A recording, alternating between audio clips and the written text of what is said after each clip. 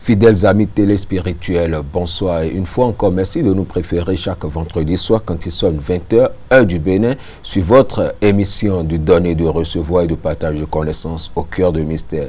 Au cœur du mystère de ce soir aura pour thème la métaphysique de l'onirologie, la conscience sur les rêves. Et pour en parler, nous avions reçu pour vous l'instructeur Euseb Arwandinou. Bonsoir. Bonsoir, monsieur le journaliste. Et bienvenue au cœur du mystère. Que les bénédictions soient. Oui, et que comprendre par ce thème, la métaphysique de l'onirologie et la conscience sur les rêves?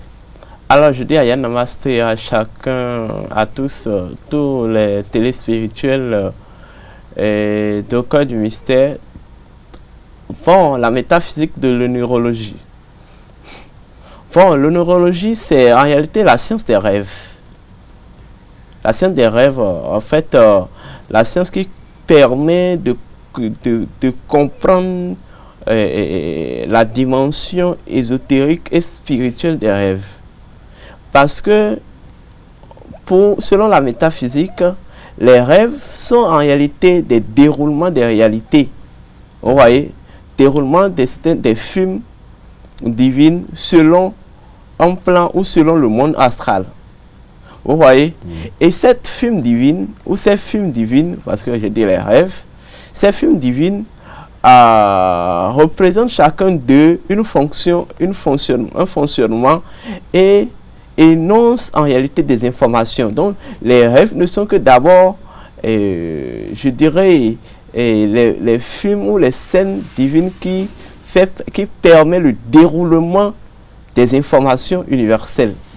Donc, la science de l'onirologie, c'est en réalité cette science qui permet de décoder ou d'étudier les informations divines à travers les rêves, ou à travers cette scène ou cette film divine qu'on appelle les rêves. Donc, quand on parle de la métaphysique de l'onirologie, bon, nous voulons en réalité aborder plus ou moins la dimension transcendantale, voilà, de l'onirologie ou de la science des rêves. Parce que nous avons, au-delà de la dimension transcendantale, nous avons aussi la dimension scientifique de l'onirologie. Voilà, la dimension scientifique qui concerne en réalité la psychologie, l'impact des rêves par la psychologie, etc. Mais, au-delà de ça, il y a une autre dimension qui est même la dimension mère, qu'on appelle la métaphysique de l'onirologie. Dans la métaphysique de l'onirologie, nous voulons parler en quelque sorte de la transcendance de la science de l'étude et du décodage des rêves. Voilà, donc c'est un peu ça. Et selon vous, instructeur, dites-moi si les rêves sont de véritables porteurs de messages ou est-ce que l'on peut se fier véritablement aux rêves que nous faisons? Oui, l'on peut se fier véritablement aux rêves que nous faisons parce que d'abord, les rêves ne sont que d'abord... Parce que, en fait, les rêves amènent vers un enjeu, la vision. Est-ce qu'on me comprend? Pour voir, il faut rêver. Pour rêver, il faut imaginer. C'est trois choses. Pour voir, il faut rêver. Pour rêver, il faut imaginer. Donc, vous ne pouvez pas atteindre, je dirais, l'éveil de la vision. Ou bien quand vous atteignez l'illumination, parce que nous sommes tous à la recherche de l'illumination. Lorsque vous atteignez l'illumination, vous avez, je dirais, la vision éveillée. Vous voyez? La vision éveillée, vous ne pouvez pas atteindre la vision éveillée si vous n'avez pas la maîtrise du rêve. Donc, c'est les rêves qui permettent, c'est la maîtrise du rêve qui permet d'atteindre la vision ou la clairvoyance. Et lorsque vous avez la clairvoyance, c'est que vous avez, qui a la clairvoyance a l'omniscience. La clairvoyance permet de développer l'omniscience. Vous voyez? Donc, est-ce que les rêves sont-ils, on peut se référer aux rêves? Oui, on peut se référer aux rêves. Parce que la manière dont vos yeux voit, vous et moi, on se voit, vous me voyez. Oui. Vous voyez, et les téléspectateurs aussi me voient. Oui. C'est de la même manière que les rêves ne sont que aussi, je dirais, des processus de projection, de voyance. Est-ce que vous, demandez-vous juste, est-ce qu'on peut se référer, est-ce qu'on peut se fier à la voyance physique? Si vous trouvez la réponse à cette question, alors on peut juste tirer conclusion que les rêves sont très obligatoires, très importants. Voilà. Ok. Et quelles sont les relations, sinon quelles relations existent-ils entre l'onirologie et le monde? Entre l'onirologie et le monde. Bon, d'abord, comme je l'ai dit, l'onirologie, c'est en réalité cette science qui permet l'étude et le décodage des informations divines à travers cette fume divine qu'on appelle les rêves. Maintenant, quelle est la relation entre les mondes et les rêves? Oui. Bon, vous devez savoir que notre réalité spatiale ou notre réalité d'espace-temps est répartie en plusieurs plans. Vous voyez? En plusieurs plans. Nous avons le plan, il y a les plans majeurs et les plans mineurs. Nous avons comme les plans majeurs le plan physique, le plan astral, le plan mental et le plan spirituel. Mais nous avons comme les plans mineurs, nous avons le plan éthérique, le plan causal et le plan bouddhique. En fait, quand je parle des plans, c'est pour juste parler des mondes. Au-delà du monde que nous voyons, qui est le monde physique, qui est le monde dans lequel nous interagissons entre nous, au-delà de ce monde, existe encore d'autres mondes. Est-ce qu'on me comprend? Exemple, quand je prends exemple, quand vous faites reposer votre corps, c'est-à-dire, vous commencez par dormir. Mais vous voyez votre corps couché là, non? Mais en réalité, votre corps est couché dans le monde physique. Mais votre âme interagit dans un autre monde au cours de votre sommeil. Qu'on appelle le monde astral. Vous voyez? Qui n'est qu'un plan majeur. Donc, par cette explication, la neurologie a une relation étroite avec les mondes, parce que quand nous prenons le monde physique, nous avons les autres mondes dans le monde physique. C'est de la même manière que quand nous prenons le monde astral, nous avons les autres mondes dans le monde astral. Quand nous prenons le monde causal, etc. En fait, qu'est-ce que je veux dire par là? Lorsque vous prenez le monde astral, parce que quand on parle des rêves, c'est basé essentiellement sur le monde astral. Lorsque vous prenez le monde astral, le monde astral a en lui, au sein de lui, les autres mondes, que ce soit les autres plans et les autres sous-plans. Nous avons dans le monde astral le monde physique. Nous avons dans le monde astral le monde éthérique. Nous avons dans le monde astral le monde mental, le monde causal, le monde bouddhique et le monde atomique ou le monde spirituel. C'est de la même manière que quand nous prenons le monde physique ou le monde mental, nous avons dans le monde mental le monde physique. Nous avons dans le monde mental le monde causal, le monde astral, etc. Ce qui veut dire quoi? En fait, les rêves ou la science neurologique ou la neurologie permet en réalité ou permet la compréhension de l'interaction des mondes ou du monde astral à travers chaque monde. Est-ce qu'on me comprend? Parce que les rêves ne sont que des réalités astrales. Nous sommes d'accord? Donc, c'est de la même manière que nous, chacun d'entre nous, nous interagissons dans le monde physique. C'est de la même manière que les rêves constituent en réalité des champs d'interaction dans le monde astral. Nous sommes d'accord? Donc, lorsque vous prenez le monde astral se retrouve dans le monde physique. Le monde physique se retrouve dans le monde astral. Le monde astral se retrouve dans tous les mondes. Cela veut dire quoi? Dans chacun de ces mondes, il y a les scènes du rêve. Nous sommes d'accord? Maintenant, l'onérologie est cette science qui permet de déceler la compréhension dessin des rêves. Est-ce qu'on me comprend? En fonction de chaque rêve, en fonction de chaque monde. Vous voyez? Donc c'est ça en réalité. On peut appeler l'onologie la science de l'astral. La science de l'astral. Voilà. Ok. Et en quoi, instructeur, et en quoi et comment ces rêves constituent-ils des indices réalité de l'astral? Bon, en fait, d'abord, vous devez savoir que quand on parle des réalités de l'astral, il y a trois aspects fondamentaux ou aspects fondamentaux qu'il faut garder. Nous avons le premier aspect qui est l'aspect de l'imagination. Ça me comprend.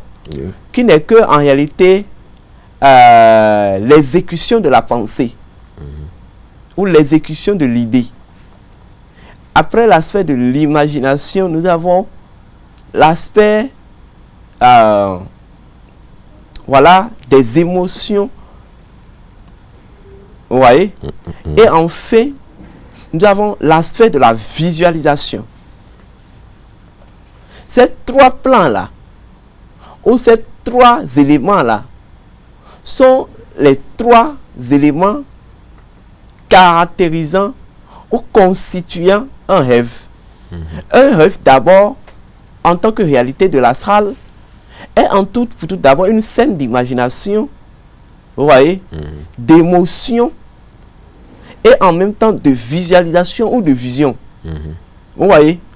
Maintenant, dans la dimension astrale des choses, c'est une réalité. Nous sommes d'accord? Mais en fonction de l'évolution de la dimension astrale par rapport au monde, à chaque monde, cette réalité diverge. Ce qui veut dire quoi? Lorsque nous prenons la réalité des rêves dans le monde astral proprement dit, ce n'est pas seulement la même chose que la réalité des rêves dans le monde dans la dimension astrale du monde physique. Et ça, si vous me voyez. Donc, mais en termes clairs, les rêves constituent les indices réalité de l'astral, de ce fait que nous retrouvons trois aspects.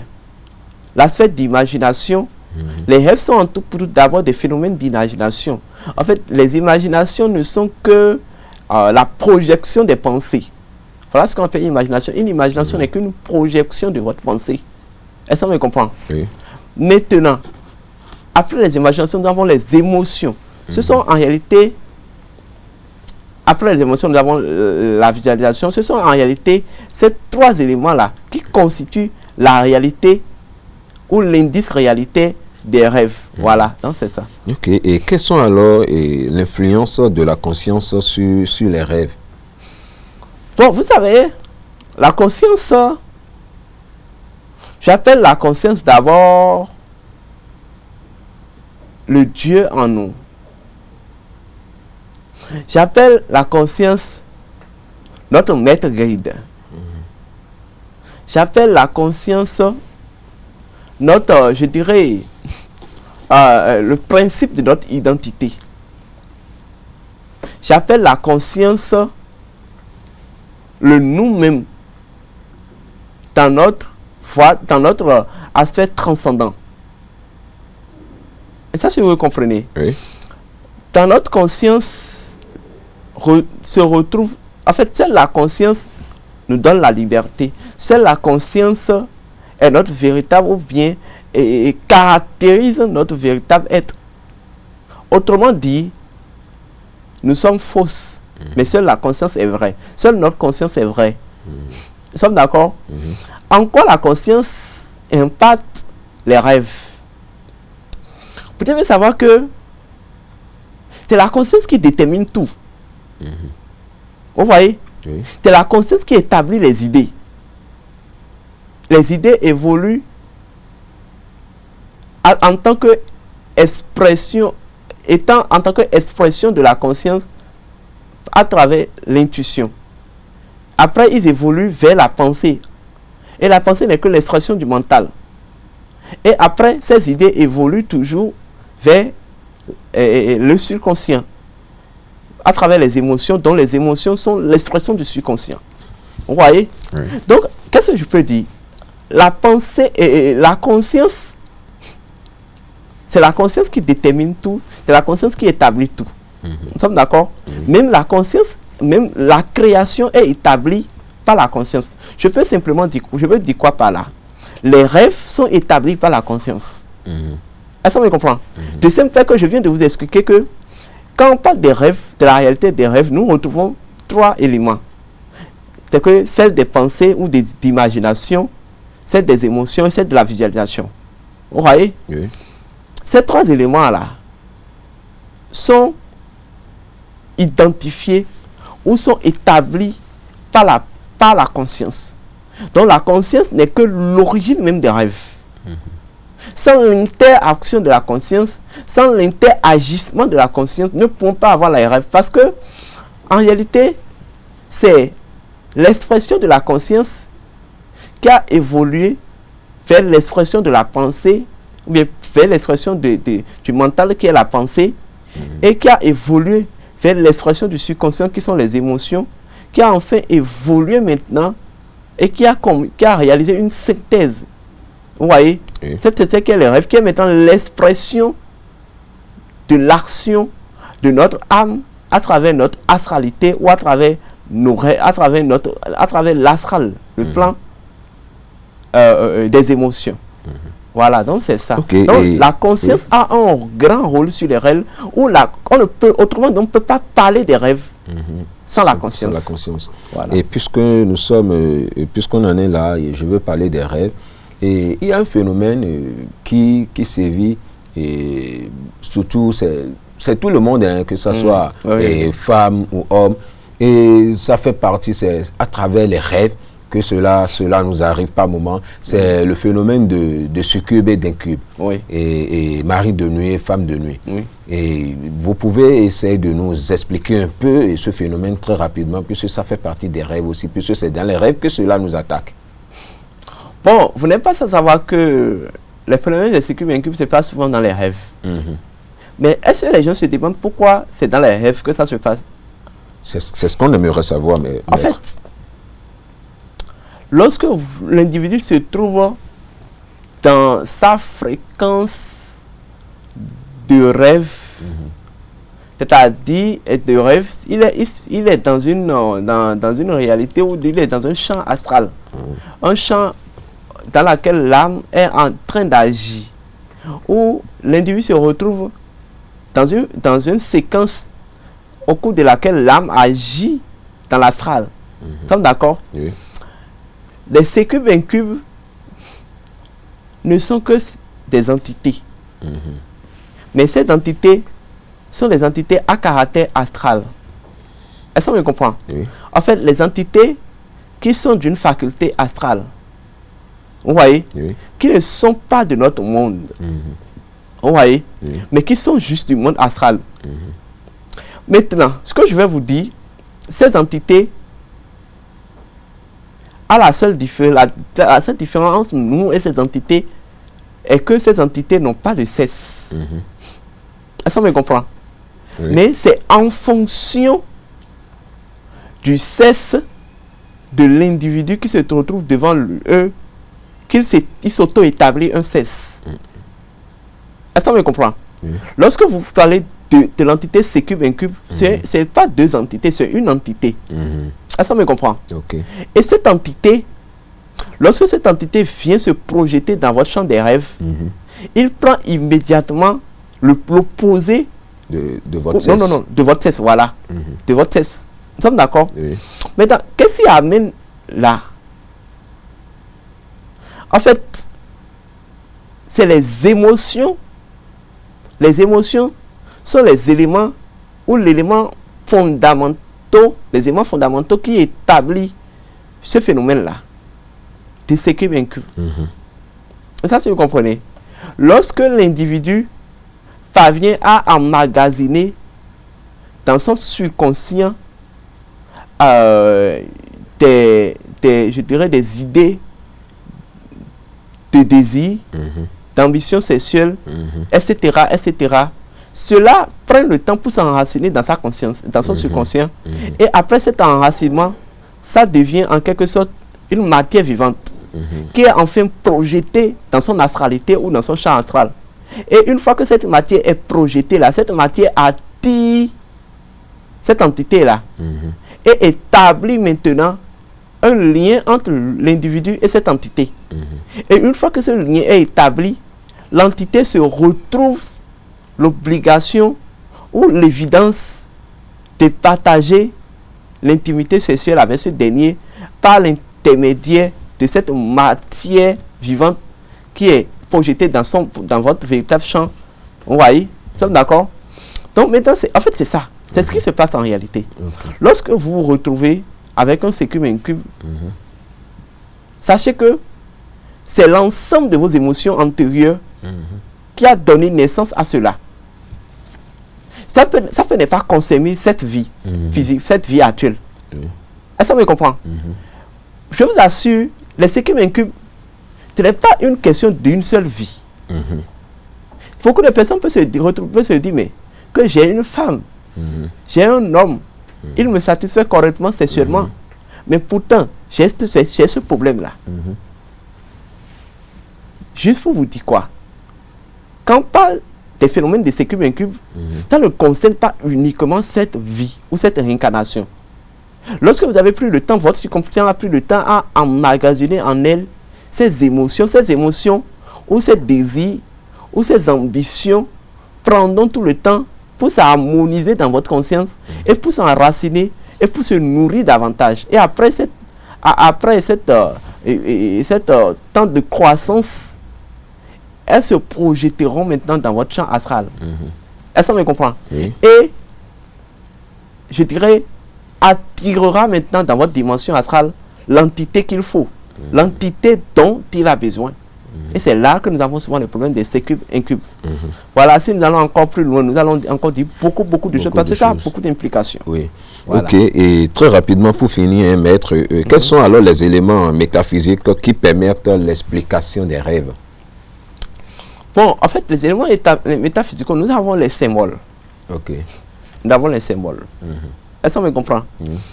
En fait, l'énergie des symboles diffère en fonction des mondes, selon les mondes. Quand je prends exemple, vous trouvez la chouette dans le monde astral, ça ne veut pas absolument, ça ne véhicule pas exactement les mêmes énergies dans le monde physique. Est-ce qu'on me comprend? Cela veut dire quoi? Lorsque vous retrouvez ça dans le monde astral, précisément dans les rêves, l'explication sera établie. En fait, l'explication peut être différente. Est-ce qu'on me comprend? Tout le monde sait que, quand on prend exemple la chouette, c'est l'oiseau sorcière. Nous sommes d'accord? Lorsque vous retrouvez la chouette dans votre état onirique, vous savez que c'est l'oiseau sorcière.